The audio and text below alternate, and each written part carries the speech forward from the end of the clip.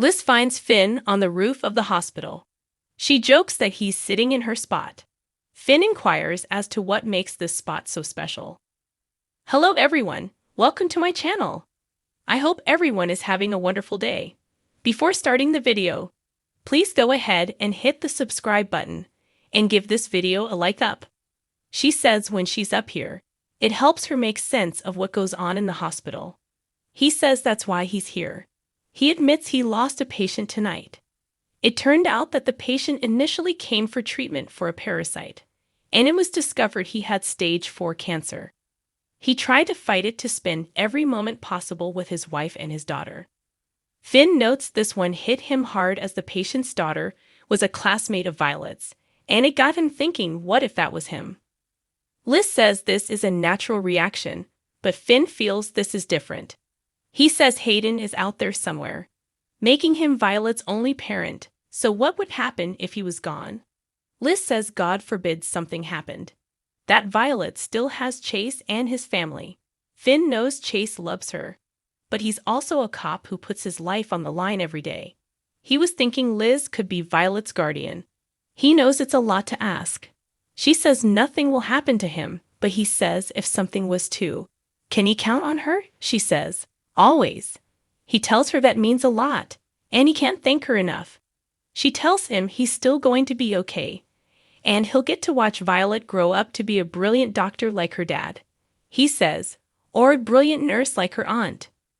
Carly, Olivia, and Eddie are brought into the PCPD.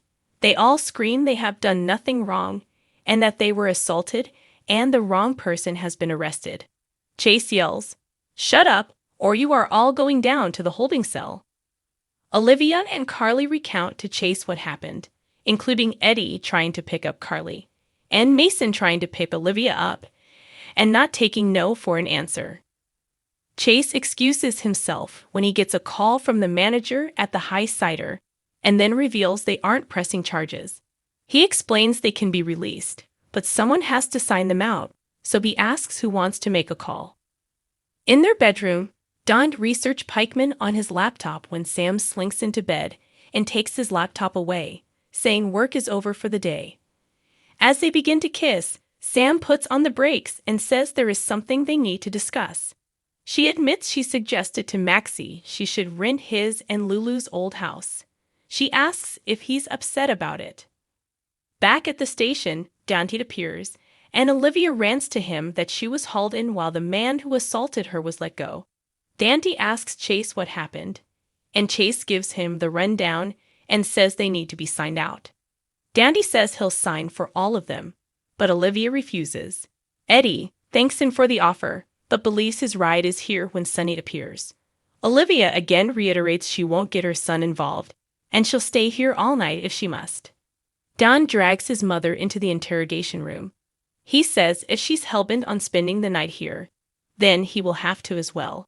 He asks her to let him take her home and to think about Leo. Olivia agrees to do it for Leo but won't admit to any wrongdoing. Sunny takes Carly aside to talk to her. He asks why she is being so stubborn. Carly says the days of him helping her are over, so he should just take Ned and go. He asks why she has to put her pride above everything. She says her pride is all she has left. She insists she is still capable of taking care of herself. He reminds her she'll be detained unless she walks out the door with him.